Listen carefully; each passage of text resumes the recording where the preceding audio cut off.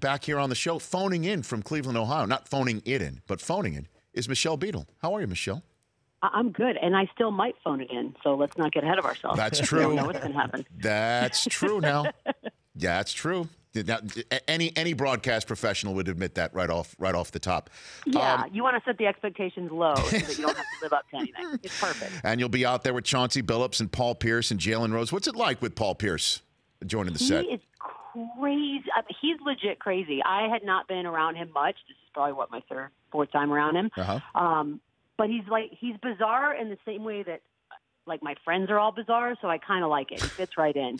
And he wears sunglasses indoors, and for some reason, I've decided to make him the exception to my rule, but that may run out as well. And he may have to take those off. I like the eyebrow raise, the look on your face when Pierce threw out there that he says Durant's the best player in the world right now instead of LeBron. That was interesting. He started something, because now I've seen so many other talking heads saying the same. I'm like, what is happening right now? We're just all very much prisoners of the moment, I think. We get caught up in the sexiness of what has just happened, and I'm just, whether I love LeBron James or not, I'm not ready to dethrone the dude as the best that's playing the game right now. That's not happening. So what is the sense around the finals, though, right now, Michelle, about tonight? It's weird. I actually just took a nice little walk around downtown. It's a weird spirit. It's a little rainy and cloudy. You can tell they've got all their, defend the land signs are up and the posters and all that good stuff, but it doesn't feel, maybe as we get a little bit closer to game time, I don't know if Cleveland fans feel the way a lot of us, or at least I feel, is that, yes, you were down 0-2 last year this time, but it doesn't feel the same today. This just feels like you're going up a much bigger monster that seems very unstoppable. And unless something happened that would be awful anyway, some sort of an injury or something like that, I really don't see how this Cleveland team has anything. Maybe they take a game out of this, but I don't see how they do much more than that. Well, first thought I have off of what you just said is Weird Spirit, I think, is the name of Cleveland's MLS team, I think, right? Weird Spirit FC. And secondly, it's just I go back and forth with marveling at what Durant's doing and how he's fitting in, and then just kind of getting, numb that this is unfair. I don't know. Yeah. I'm wondering how that hits you when you're watching what is unfolding there. Paul Pierce said it the other night. He's like, as the game was going on, I think some point in the third, fourth quarter, he just said, you know what? I'm not even going to watch basketball for the next 3 years, because basically we are watching what it's going to be. And I know there were a lot of people that were angry with Kevin Durant for switching at this point. You brought up success. I usually give him credit. One thing that he is to provide to a ring. It's another thing to walk into the building and dominate and seemingly enjoy every second of it and have zero hesitation or zero nerve. You got to cut that off right there. Get on the horn there. I think she's in the tunnel of Cleveland Weird Spirit FC right there.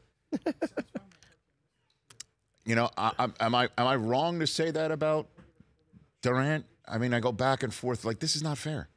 But these are all paid professional grown-ass men that are out there.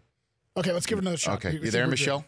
I think so. Okay, yeah, you started getting all weird and tinny on us right there, losing. So who was saying about Durant? You're talking about Pierce, what he said about Durant? No, I think Pierce has resigned himself to the fact that for the next at least 3-4 years, this is what the finals is going to be, and it's going to be the Warriors. And for the people who were mad at Durant for switching teams, like, people switch teams and ride coattails in the hopes of getting to a ring. And I think what Kevin Durant has done has been awesome, because he walked into the building and he dominated. And every game in these playoffs, he seems to be having the best time out there.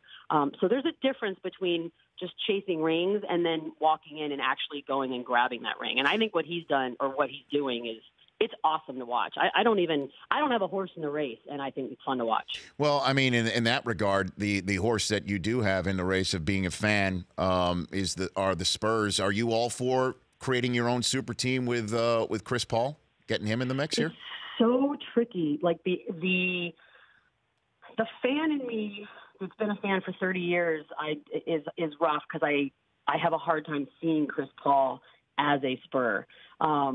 And having talked to a bunch of people in San Antonio and family and friends and guys around there, and it's weird. It's hard to envision. The other side of me that's just like, oh, but wait a minute, that's one hell of a piece to add to an already pretty good team. So I'm torn. I'm torn from my fan side and the other side, but Yeah, if that's what it takes. Look, Chris Paul obviously is very hungry for a ring, and unfortunately not in a position, probably, despite what Marcellus Wiley says, to get one there in L.A. So if that means he's got to zip codes to figure out a way to make it work, then that's the new world order, and I'm okay with it. All that said, Michelle Beadle, should this series return to Oakland, go ahead and poll Warrior fans how they feel about Durant being in a War uniform right about now. As compared to how weird it might have been after he left Oklahoma City. It's funny how we're fickle. We are fickle human beings. Hey, I mean, that's what Seinfeld always says. We fans, we root for laundry. That's who we root for. Yeah, it's exactly what we do. It's weird, and I love it, though. You know? So, okay, tonight you go on the air. Well, is it really Jalen versus everybody, Michelle, when you're around Jalen? Is it really that? Is it really one-sided?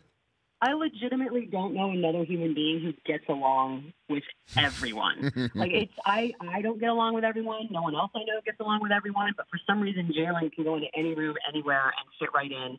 And it's pretty awesome. That's why I sort of love the idea that they called the show that. But yeah, no, it's Jalen against nobody because everybody loves him. Well, Chauncey might be he's a close second. Billups That guy could run for mayor. Well, Billups is about to do that big three. He's about to get in this mix here. He's about to suit it up. I know. And every time he eats more and more food on the set, I'm like, dude, you're about to have to play basketball. You need to put that down. Come on. You know how it works, Michelle. The athletes that you work with, I work with, they all have some metabolism that other human beings just flat out don't have. Unfair. Now, it's so unfair. With the NBA being such a blowout in the finals so far, I mean, Rihanna's still a top 5 story. And now Ric Flair has suddenly gotten into the mix here. The nature boy himself tweeting out or Instagramming out a photograph of himself with a bandaged right hand. And he makes it seem like he punched out a Warrior fan, saying his left hand is still good, and that he's going to be in the land tonight, telling Rihanna to move over and let the Nate show you how it's done. No pain, no gain. Let's do it, Cavs. And then I have to do this. I must do this for you and those who are not watching this right now and seeing it on the screen. The woo is spelled with 5 O's and only 1 exclamation point.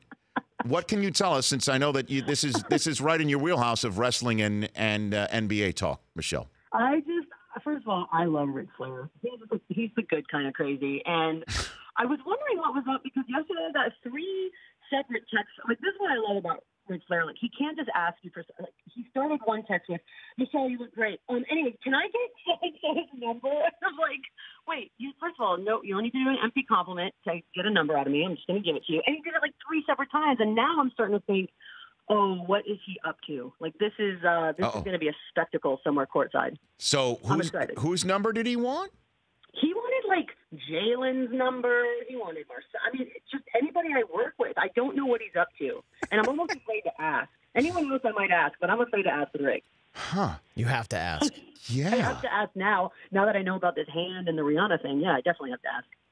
And you might be the first host of an NBA Finals coverage, and I'm talking about going back to CBS like Pat O'Brien and all that, who in between games 1 and 2 attended a concert that we noticed on your Instagram. New Kids, Paula Abdul, right?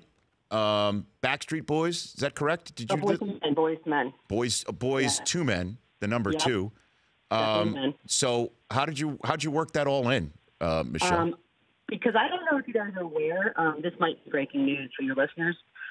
They spread these things out very, very, very long. Okay. So I have 16 days, and you got to find stuff. Plus, that's my childhood, my teenage years dream. So that was more fun than I probably thought I'd even have. It was amazing. Have fun tonight, Michelle. Join us in studio next time you come back in. Fit us in between New Kids and Jalen and everything else that you're doing. Or just take us with you. Can't wait to get back. That's right. That's Michelle Beadle. The Rich Eisen Show. Weekdays at noon Eastern on radio stations across the country and audience. Isn't it amazing you can download an app with your thumbprint? You should download our app with your thumbprint.